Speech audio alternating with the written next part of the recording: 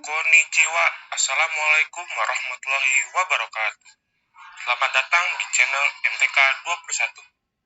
Pada kesempatan kali ini, kami akan membahas Understanding IP Addressing.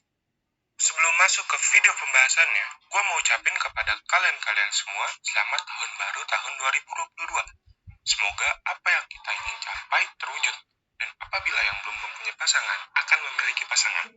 Dan jangan lupa kawan-kawan, subscribe channel ini dan aktifkan loncengnya. Yuk, simak videonya baik-baik. Let's go!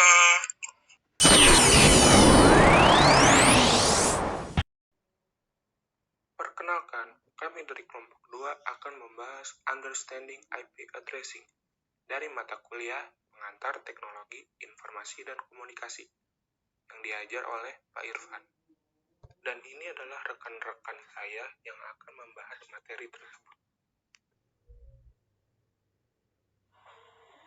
Apa itu IP address?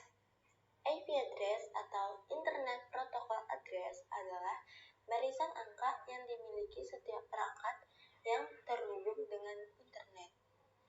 Deretan angka-angka ini berbeda antara satu perangkat dengan lainnya dan digunakan agar saling berhubungan dalam jaringan internet.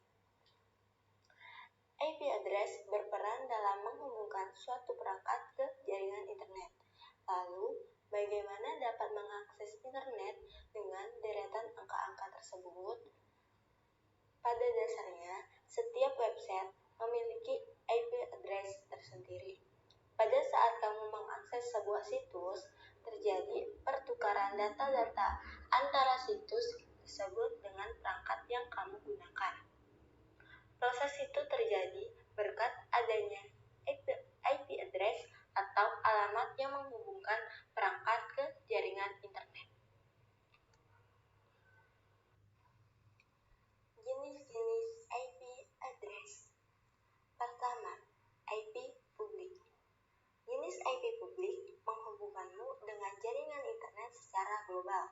Cakupannya sangat luas dan digunakan oleh segala perangkat yang dipergunakan untuk umum. Pengguna IP publik dapat mengakses internet karena jenis alamat IP inilah yang menghubungkan perangkat ke jaringan internet.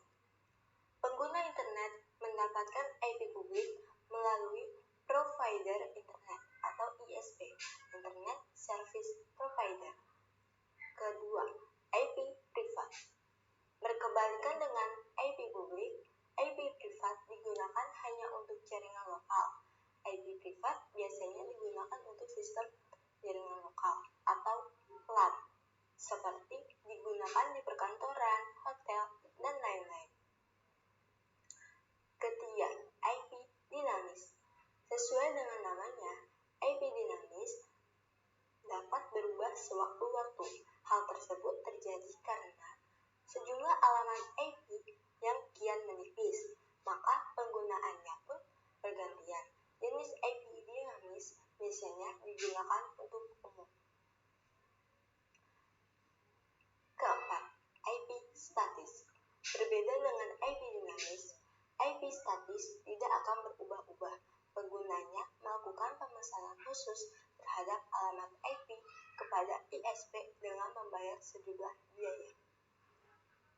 IP statis biasanya digunakan oleh penyedia server, web hosting, ataupun lembaga penting yang sangat bergantung pada layanannya.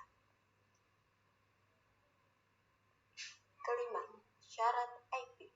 Syarat IP merupakan jenis alamat IP yang digunakan oleh beberapa domain atau situs dalam satu server yang sama. Alamat IP jenis ini biasanya dipakai pada layanan syarat hosting.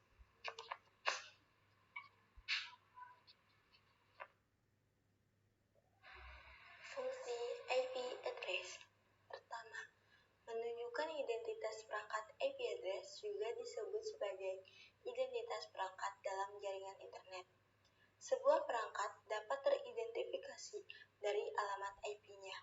Pemilik situs atau pada jaringan Wi-Fi publik dapat mengetahui alamat-alamat IP yang mengaksesnya.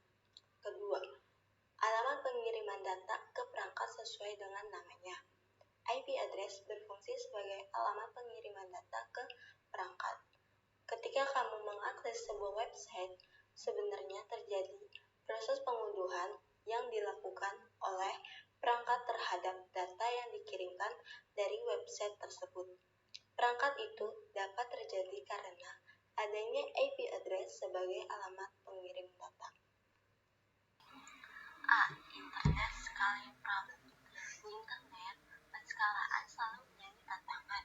Sejauh ini, penskalaan benar-benar merupakan hal yang penting. Misalnya, ketika beralih dari penyimpan daftar semua host di internet dalam satu file, host.txt ke sistem nama, domain, hierarkis, dan hash. Untuk menskalakan peraturan, kita beralih dari distribusi alamat IP classful ke peraturan interdomain tanpa kelas CDR. Beberapa pendekatan dasar untuk penskalaan internet antara lain: 1. Penskalaan horizontal. Pendekatan umum untuk penskalaan adalah menskalakan secara horizontal, yaitu menambah kapasitas dengan menambahkan lebih banyak mesin. Penskalaan horizontal tidak selalu sepele dan sangat bergantung pada teknologi yang terlibat. Misalnya, dengan SQL, sulit untuk menggunakan penskalaan horizontal karena persyaratannya dengan model ACID, Atomicity, Consistency, Isolation, Durability. Transaksi keuangan memiliki masalah yang sama, yang timbul dari persyaratan yang sama. Munculnya NoSQL dan blockchain adalah upaya untuk menyesuaikan persyaratan kami untuk memungkinkan jenis penskalaan ini dengan membuat pertukaran informasi keandalan untuk kinerja. Di sisi lain, penskalaan horizontal bekerja cukup baik untuk layanan web, di mana setiap sesi pada dasarnya independen dari semua sesi lainnya, dan pengguna tidak mengharapkan konsistensi penuh dalam pengalaman menjelajah mereka. Namun pada akhirnya, penskalaan horizontal mencapai batasan karena tidak menyediakan cara untuk mendapatkan akses ke data di banyak lokasi berbeda. Penskalaan hierarki. Cara lain untuk meningkatkan penskalaan adalah dengan memperkenalkan hierarki seperti yang telah dilakukan di DNS. Dalam penskalaan hierarkis, data diatur dalam pohon, yang merupakan teknik ilmu komputer lama yang digunakan dalam banyak algoritma dan struktur data. Ini secara efektif memungkinkan seseorang untuk menggunakan sejumlah besar data tanpa harus menelusuri setiap item untuk mendapatkan apa yang Anda butuhkan. Konsep inti ini adalah cara terbaik untuk menskalakan dan merupakan inti dari teknologi dasar dalam internet. Pengenalan classful IP addressing. Classful dapat diartikan dengan kelas atau menggunakan kelas. Kemudian jika dikaitkan dengan classful IP, maka classful IP dapat diartikan menjadi alamat yang memiliki informasi tentang cara menjangkau host tertentu, terutama di luar LAN.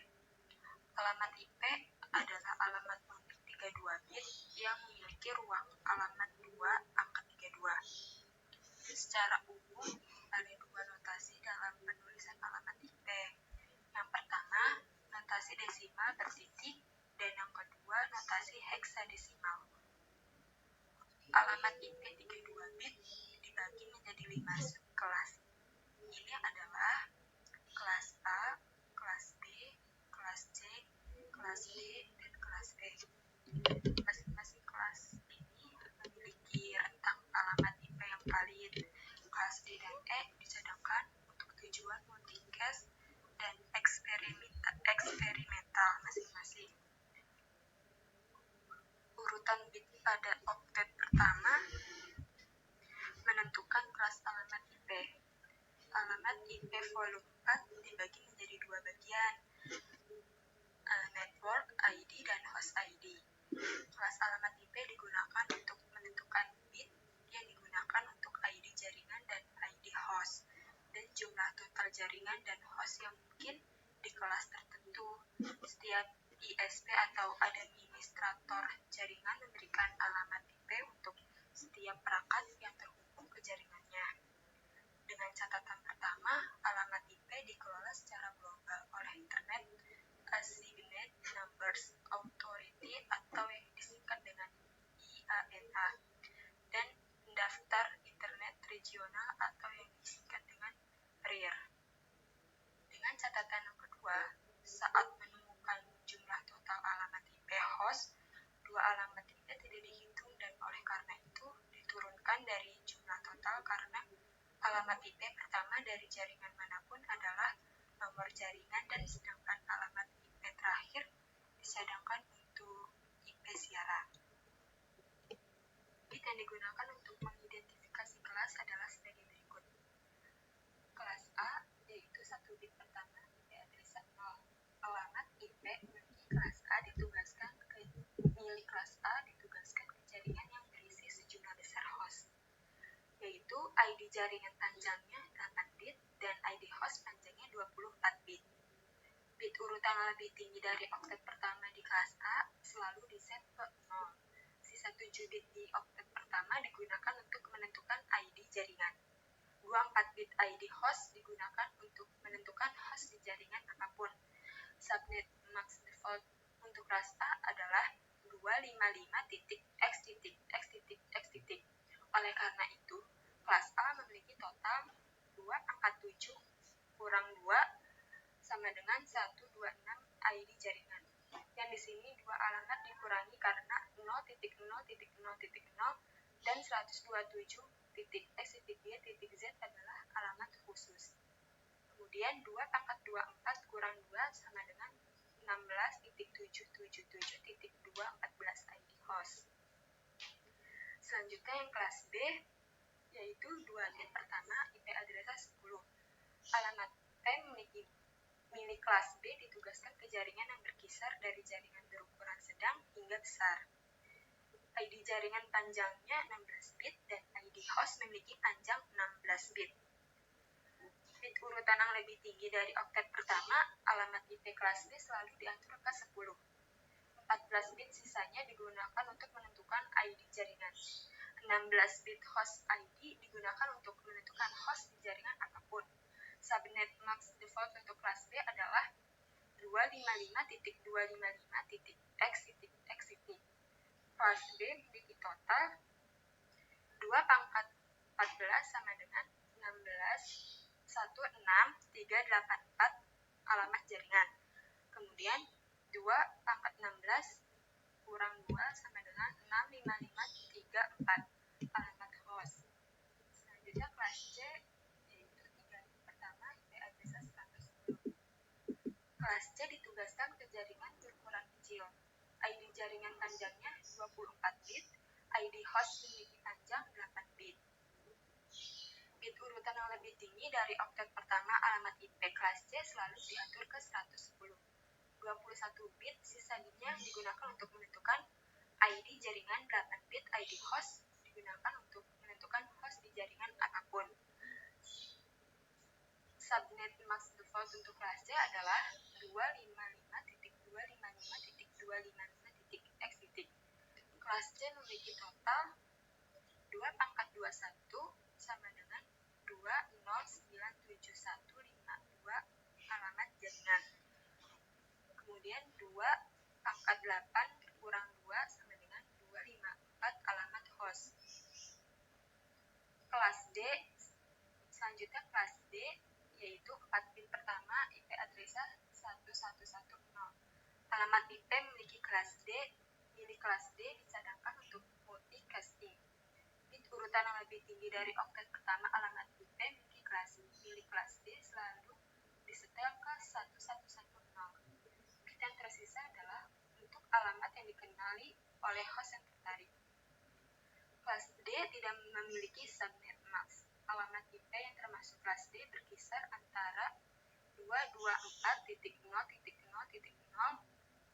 kurang 239.255.255.255. Selanjutnya, subnetting. Apa itu subnetting? Subnet awalnya dirancang untuk mengatasi kekurangan alamat IP melalui internet. Teknik ini bisa memecah network yang besar menjadi network kecil-kecil agar mudah diatur. Tetapi sayangnya, subnetting ini tidak bisa asal digunakan, karena hanya cocok pada IP address kelas tertentu. Selanjutnya, subnet dirancang dengan menerima bit dari bagian host alamat IP dan menggunakan bit-bit ini untuk menetapkan sejumlah sub jaringan yang lebih kecil di dalam jaringan asli. Teknik subnetting membuat skala jaringan lebih luas dan tidak dibatasi oleh kelas-kelas IP A, B, dan C yang sudah diatur. Dengan subnetting ini, maka kita bisa membuat network dengan batasan host yang lebih realistis. Cara yang lebih fleksibel untuk menentukan bagian mana dari sebuah 32-bit IP address yang mewakili network ID dan bagian mana yang mewakili host ID. Dengan kelas-kelas IP address standar, hanya 3 kemungkinan network ID yang tersedia, yaitu 8 bit untuk kelas A, 16 bit untuk kelas B, dan 24 bit untuk kelas C. Fungsi subnetting. Salah satu fungsi subnetting ialah dapat membantu meningkatkan kinerja dan keamanan jaringan. Saatnya mempertimbangkan subnetting jaringan teman-teman. Meskipun subnetting mengambil beberapa perencanaan dan dapat memakan waktu, tetapi itu sepadan dengan usaha kita.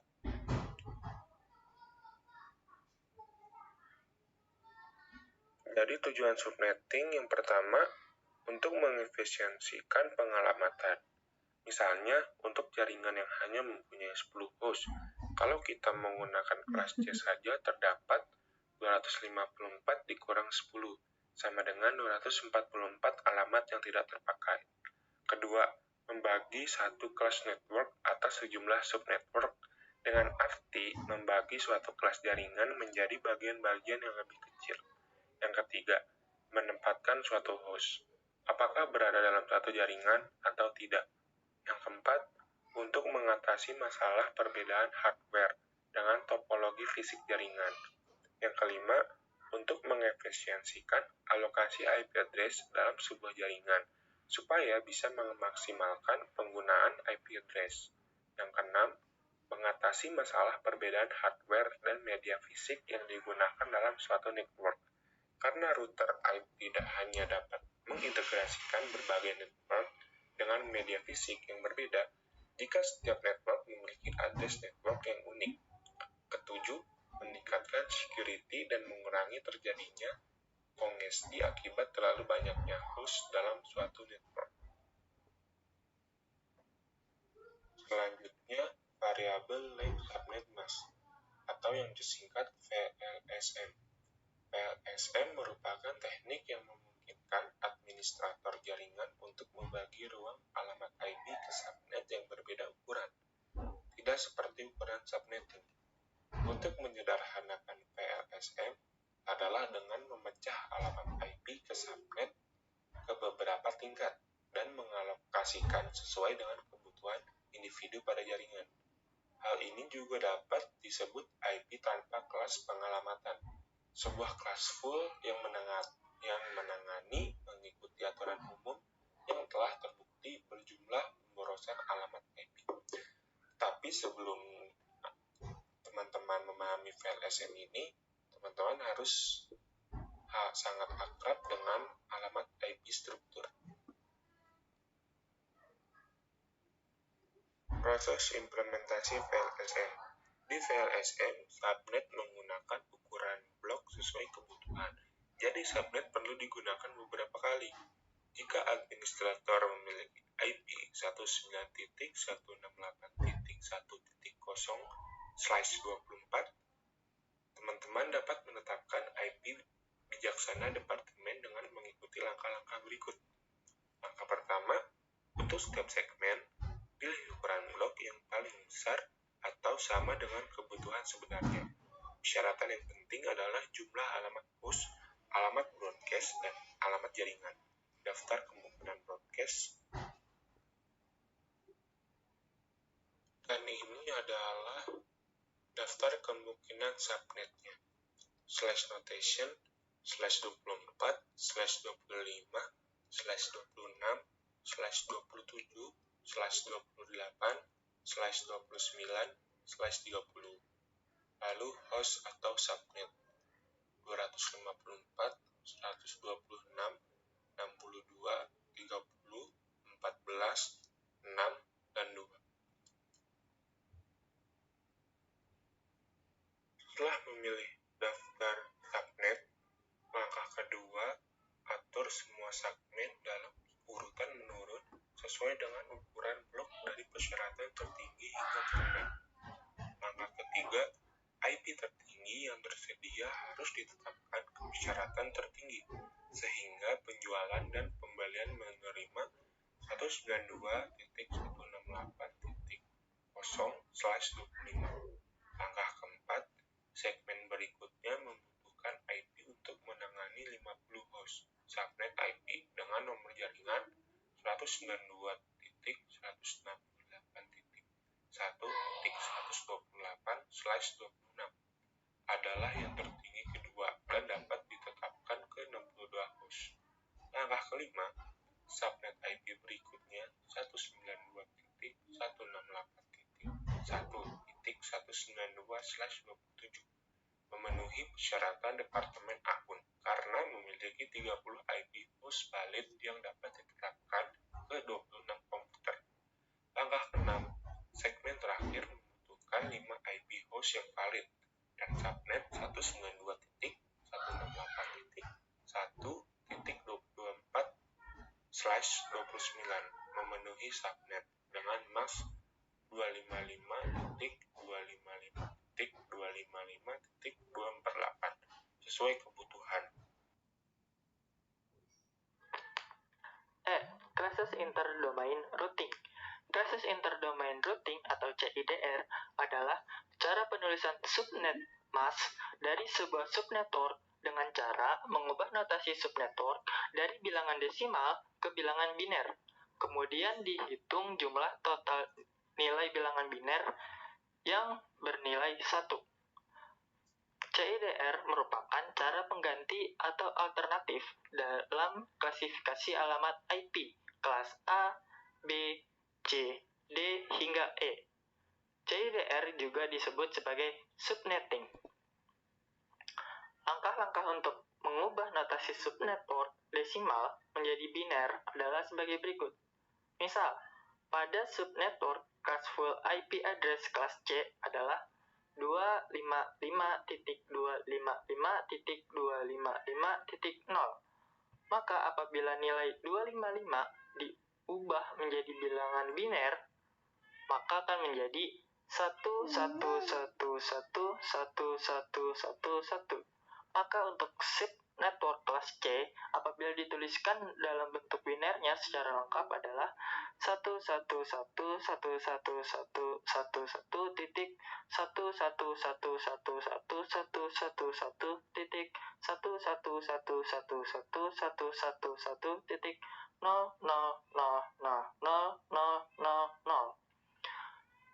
Dengan demikian, dengan jumlah angka biner yang bernilai 1 ada sebanyak 24. Untuk contoh yang lainnya ada pada tabel berikut.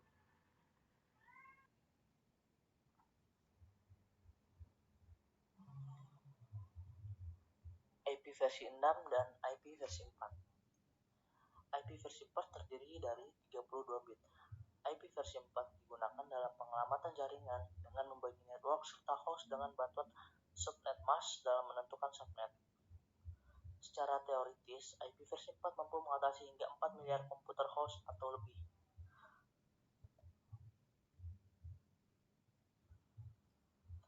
IP versi 4 ini bertanggung jawab terhadap sebagian besar lalu lintas di internet. Di mana protokol ini banyak digunakan sejak kemunculan awal internet. Jumlah host yang didapatkan itu dari 256 yang di pangkat N4. Nah, nilai maksimal alamat IP untuk versi 4 ini sekitar 255 triliun, di mana nilai ini dihitung itu dari angka 0. Nah, dengan itu, maka nilai host yang bisa ditampung sekitar 256 dikali 256 dikali 256 kali 256, dan totalnya itu seperti yang sudah disebutkan sebelumnya, sekitar 255 triliun.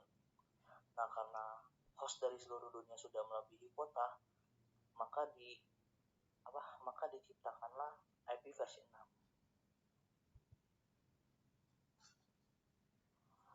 Pengertian IP versi 6. IP versi 6 itu adalah Internet Protocol yang berperan dalam menggantikan IP versi 4. Nah, dia itu mempunyai alasan utamanya. Kenapa perlu dilakukan upgrade ke versi 6? Yaitu karena persoalan IP address. Nah, berdasarkan informasi dari perusahaan yang menangani lab address dari seluruh dunia itu, mereka telah mengatakan telah kehabisan alamat IP pada kelas A dan B, sehingga menuju ke kelas C. Tidak ada pilihan lain selain melakukan upgrade IP ke versi yang lebih baik demi mengatasi persoalan keterbatasan kuota. Di dalam IP versi 6 ini memiliki fitur utama, yaitu melakukan konfigurasi otomatis alamat. Nah, melalui fitur ini dapat mendukung konektivitas yang lebih cepat di setiap perangkat jaringan, menaruhkan lebih banyak plug and play, serta masih banyak fitur menarik lainnya. Perbedaan antara IP versi 4 dan IP versi 6. Untuk mengetahui perbedaan antara IP versi 4 dan IP versi 6, berikut ini kami akan membaginya dalam beberapa kategori fitur yang terdapat dalam masing-masing IP address tersebut. Yang pertama, routing.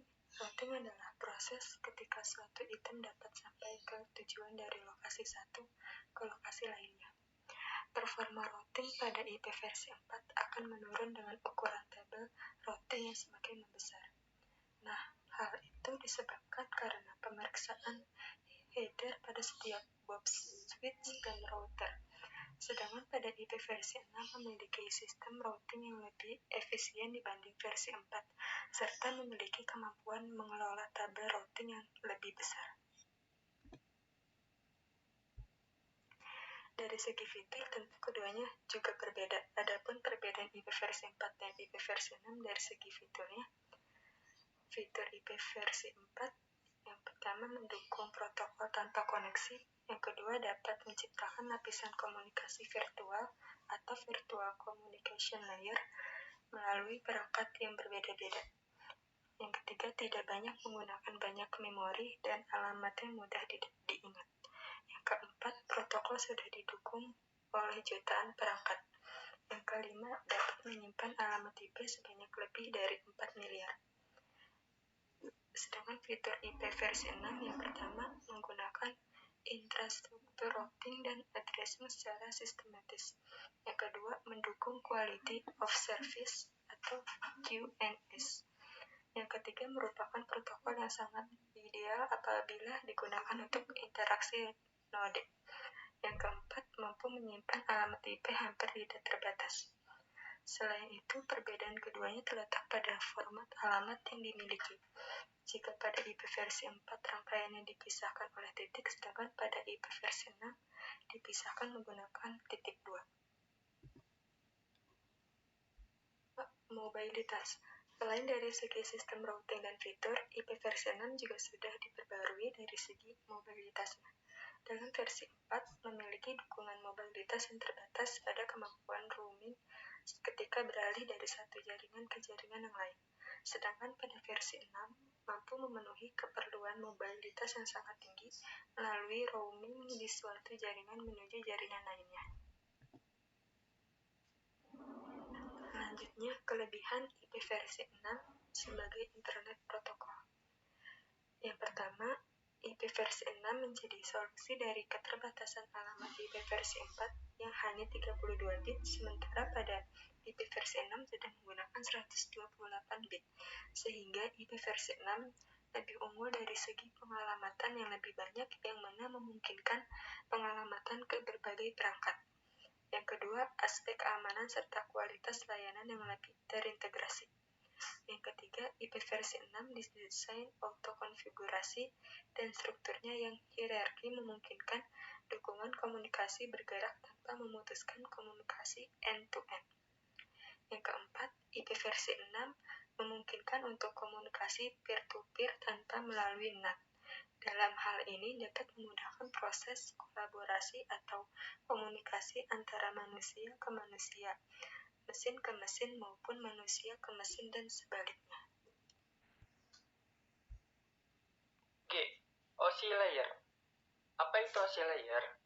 OSI atau Open System Interconnection adalah sebuah model referensi yang diciptakan dari sebuah kerangka yang bersifat konseptual. Dahulu, komunikasi data yang melibatkan komputer-komputer dari vendor yang berbeda dan masing-masing vendor menggunakan protokol dan format data yang berbeda-beda pula.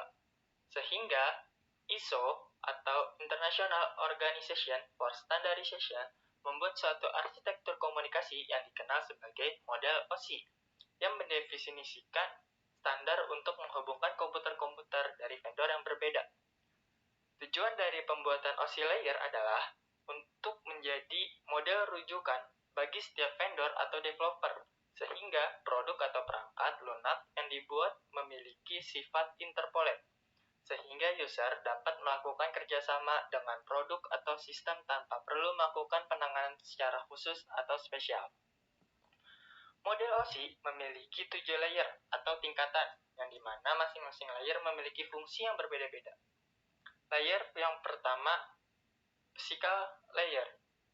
Fungsinya untuk menentukan tegangan, kecepatan, besaran fisik, dan mengalirkan bit-bit antar device. Layer kedua, data link layer, menyediakan akses ke media menggunakan MAC address dan melakukan error detection. Layer yang ketiga, network layer. Fungsinya untuk menyediakan logical addressing dan menentukan rute menuju tujuan. Layer keempat, transport layer. Fungsinya untuk menyediakan reliable atau unreliable delivery dan mengecek error connection sebelum transmisi data. Layer yang kelima yaitu session layer. Fungsinya untuk memisahkan data dari berbagai aplikasi. Layer keenam yaitu presentation layer. Fungsinya untuk menyajikan data dan menangani proses seperti enkripsi data. Layer yang ketujuh yaitu application layer. Fungsinya untuk menyediakan user interface. Cara kerja OSI, yang pertama, pengirim akan mengirim data melalui application layer kepada perangkat komputer penerima. Yang kedua, data tersebut akan dikonversi menjadi format jaringan oleh presentation layer. Yang ketiga, session layer akan memberikan jalur atau akses sehingga seluruh proses pengiriman data hingga selesai. Yang keempat, transport layer. Pengirim akan memecahkan data dan dikumpulkan kembali pada transport layer penerima.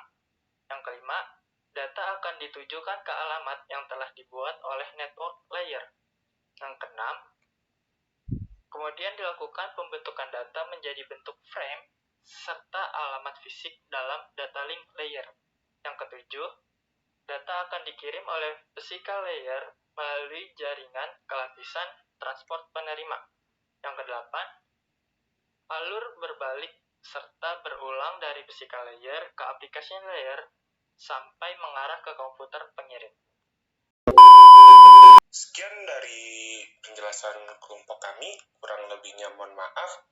Apabila teman-teman ada yang ingin bertanya, silahkan langsung saja chat di kolom komentar. Assalamualaikum warahmatullahi wabarakatuh.